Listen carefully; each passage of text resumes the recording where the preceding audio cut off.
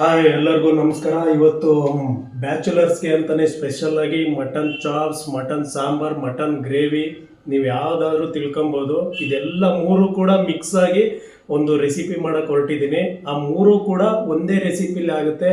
ಸಾಂಬಾರ್ ಅಂದರೆ ಸಾಂಬಾರು ಮಾಡ್ಕೊಬೋದು, ಗ್ರೇವಿ ಅಂದರೆ ಗ್ರೇವಿ ಮಾಡ್ಕೊಬೋದು, ಚಾಪ್ಸ್ ಅಂದರೆ ಚಾಪ್ಸ್ ಮಾಡ್ಕೊಬೋದು. ಓಕೆ, ಬನ್ನಿ. ಸ್ಯಾಟರ್ಡೆ ಸಂಡೇ ಆರಾಮಾಗಿ ಬ್ಯಾಚುಲರ್ಸು ಒಂದು ಅರ್ಧ ಕೆಜಿ ಮಟನ್ ತಗೊಬಂದು ಮನೆಯಲ್ಲೇ ಮಾಡೋವಂತಹ ರೆಸಿಪಿ. ನಿಮಗೆ ಅದಕ್ಕೆ ಬೇಕಾಗಿರುವಂಥ ಮೇಯ್ನ್ ಇಂಗ್ರೀಡಿಯೆಂಟ್ಸು ಏನೇನು ಅನ್ನೋದು ನೆಕ್ಸ್ಟ್ ಇವಾಗ ಹೇಳ್ತಾ ಹೋಗ್ತೀನಿ. ಹೇಗೆ ಮಾಡೋದು ಕೂಡ ಅಂತ ನಾನು ನಿಮಗೆ ಹೇಳ್ಕೊಡ್ತೀನಿ. ತಂದಿರೋ ಮಟನ್ನ ಅರ್ಶಿನ ಪುಡಿ ಹಾಕಿ ಒಂಚೂರು ತೊಳ್ಕೊಳ್ಳಿ, ಅದು ಸ್ಮೆಲ್ ಹೋಗಲಿ. ಸ್ಮೆಲ್ಲು ಉಪ್ಪಿನ ಜೊತೆನೂ ತೊಳೆದ್ರೆ ಇನ್ನೂ ಬೆಸ್ಟು. ನೋಡಿ, ಅದಕ್ಕೆ ಬೇಕಾಗಿರೋ ಇಂಗ್ರೀಡಿಯೆಂಟ್ಸ್ ಎಲ್ಲ ತೆಗೆದು ಇಡ್ತಾ ಇದ್ದೀನಿ. ಅದರಿಂದ ಈ ಅಡುಗೆ ಮಾಡೋ ಹಿಂದೆ ಎಷ್ಟು ಶ್ರಮ ಇರುತ್ತೆ ನೋಡಿ ಹೆಂಗೆ ಬ್ಯಾಕ್ಗ್ರೌಂಡಲ್ಲಿ. ಇವಾಗ ಬನ್ನಿ ಎಲ್ಲ ಹಚ್ಚಿಟ್ಕೊಳ್ಳೋಣ ಒಂದೊಂದು ರೌಂಡಾಗಿ. ಈರುಳ್ಳಿ, ಟೊಮೊಟೊ, ಅದಕ್ಕೆ ಏನೇನು ಬೇಕು ಇಂಗ್ರೀಡಿಯೆಂಟ್ಸು ಅದೆಲ್ಲ ಒಂದು ರೌಂಡ್ ಹಚ್ಚಿಟ್ಕೊಳ್ಳೋಣ. ಮೇಯ್ನಾಗಿ ಬೇಕಾಗಿರೋ ಇಂಗ್ರೀಡಿಯೆಂಟ್ಸು ಒಂದು ಅರ್ಧ ಕೆ ಜಿ ಮಟನ್ನು. ಬನ್ನಿ ಇವಾಗ ತೋರಿಸ್ತೀನಿ. ಅರ್ಧ ಕೆ ಜಿ ಮಟನ್ ತೆಗೆದಿಟ್ಕೊಂಡಿದ್ದೀನಿ. ಒಂದೆರಡು ಥರದ ಸೊಪ್ಪು ತೊಗೊಂಡಿದ್ದೀನಿ. ಒಂದು ಸಾಂಬಾರು ಸೊಪ್ಪು, ಮೆಣಸಿನ್ಕಾಯಿ, ಪುದೀನ ಸೊಪ್ಪು, ಬೆಳ್ಳುಳ್ಳಿ, ಈರುಳ್ಳಿ, ಒಂದು ಟೊಮೊಟೊ, ಕಾಯಿ, ಹಾಗೇ ಶುಂಠಿ, ಮಸಾಲೆ ಐಟಮ್ ಇಟ್ಕೊಂಡಿದ್ದೀನಿ. ಒಂಚೂರು ಅರಿಶಿನ ಪುಡಿ, ಜೀರಿಗೆ, ಚಕ್ಕೆ, ಲವಂಗ ಎಲ್ಲ ಸಪ್ರೇಟ್ ಇಟ್ಕೊಂಡಿದ್ದೀನಿ. ಸಾಂಬಾರು ಪುಡಿ, ಖಾರ ಪುಡಿ ಕೂಡ ಎತ್ತಿಟ್ಕೊಂಡಿದ್ದೀನಿ. ಮಟನ್ನು ಕೂಡ ಇದೆ. ಇವಾಗ ಮೇಯ್ನಾಗಿ ಒಂದು ಮಸಾಲೆ ಐಟಮ್ನ ರುಬ್ಬಕ್ಕೆ ಇದು ಮಾಡ್ಕೊಳ್ಳೋಣ ಬನ್ನಿ. ಲೈಟಾಗಿ ಒಗ್ಗರಣೆ ಹಾಕೋಕ್ಕೆ ಈರುಳ್ಳಿ, ಟೊಮೊಟೊ ಇವೆಲ್ಲ ಹಚ್ಚಿಡ್ಕೊತಾ ಇದ್ದೀನಿ, ಕಟ್ ಮಾಡಿ ಇಟ್ಕೊತಾ ಇದ್ದೀನಿ. ಬ್ಯಾಚುಲರ್ಸು ಯೋಚನೆ ಮಾಡೋಕ್ಕೆ ಹೋಗ್ಬಿಡಿ, ಯಾಕೆಂದರೆ ಪಾತ್ರೆ ತೊಳೆಯೋದು ಏನಪ್ಪ ಹೆಂಗೆ ಅಂತ ಸಂಕಟ ಆಗುತ್ತೆ.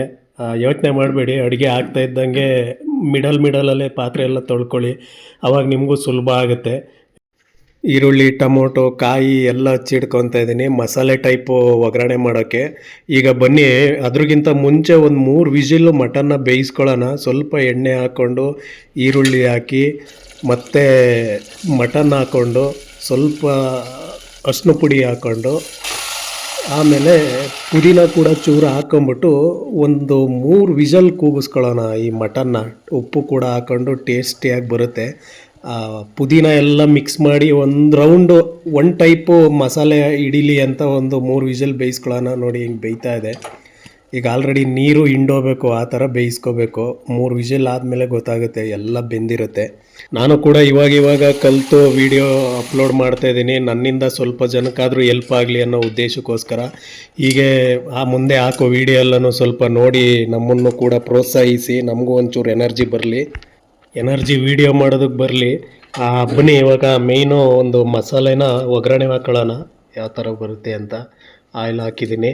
ಈಗ ಸ್ವಲ್ಪ ಈರುಳ್ಳಿ ಹಾಕೊತಾ ಇದ್ದೀನಿ. ನೆಕ್ಸ್ಟು ಚಕ್ಕೆ, ಸ್ವಲ್ಪ 1-2 ತುಂಡು ಚಕ್ಕೆ, ಅದ್ರ ಜೊತೆ ಲವಂಗ. ಮಸಾಲೆಗೆ ನಿಮ್ಗೆ ಯಾವುದು ಟೇಸ್ಟ್ ಬರುತ್ತೋ ಅದನ್ನು ಹಾಕ್ಕೊಳ್ಳಿ ಮಸಾಲೆ ಐಟಮ್ಗೆ. ಮೆಣಸಿನ್ಕಾಯಿ, ಹಸಿರು ಮೆಣಸಿನ್ಕಾಯಿ ಹಾಕ್ಕೊತಾ ಇದ್ದೀನಿ. ಒಂದು 3 ತುಂಡು ಟೊಮೊಟೊ ಹಾಕ್ಕೊತಾ ಇದ್ದೀನಿ.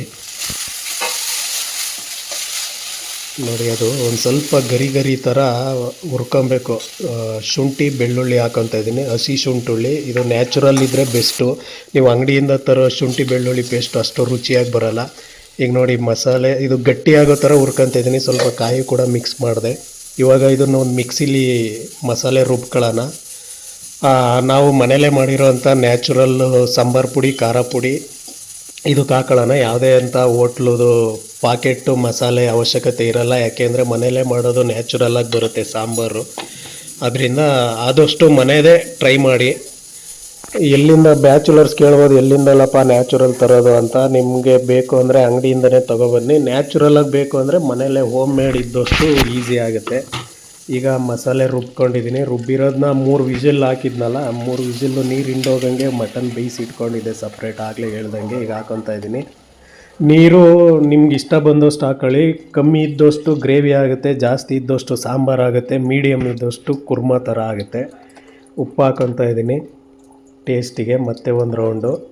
ಈಗ ಅದ್ರ ಜೊತೆಗೆ ಸಾಂಬಾರು ಸೊಪ್ಪು ಹಾಕ್ಕೊತಾ ಇದ್ದೀನಿ. ಹಾಕ್ಬಿಟ್ಟು ಮತ್ತೆ ಒಂದು 3 ವಿಜಿಲ್ ಆಗೋ ಥರ ಬೇಯಿಸೋಣ.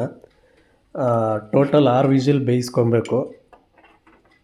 ಗೊತ್ತಿಲ್ಲ ಹೆಂಗೆ ಬರುತ್ತೋ ಅಂತ, ಆದರೂ ನಂಬಿಕೆ ಇದೆ ಚೆನ್ನಾಗಿ ಬಂದಿರುತ್ತೆ ಅಂತ. ಈಗ 3 ವಿಷಲ್ಲು ಕೂಗ್ಸಿದ್ದೀನಿ. Total 6 whistle. ಚೆನ್ನಾಗಿ ಬೆಂದಿದೆ ನೋಡಿ, ನಿಮ್ಮಲ್ಲಿ ನೋಡ್ತಾ ಇದ್ದೀರಾ. ಸಖತ್ ಟೇಸ್ಟಿಯಾಗಿ ಕೂಡ ಬಂದಿದೆ. ಹೀಗೆ ನಿಮ್ಮ ಪ್ರೋತ್ಸಾಹ ನಮ್ಮ ಮೇಲಿರಲಿ. ಮುಂದಿನ ವಿಡಿಯೋದಲ್ಲಿ ಸಿಗೋಣ. ಆದಷ್ಟು ಸಪೋರ್ಟ್ ಮಾಡಿ.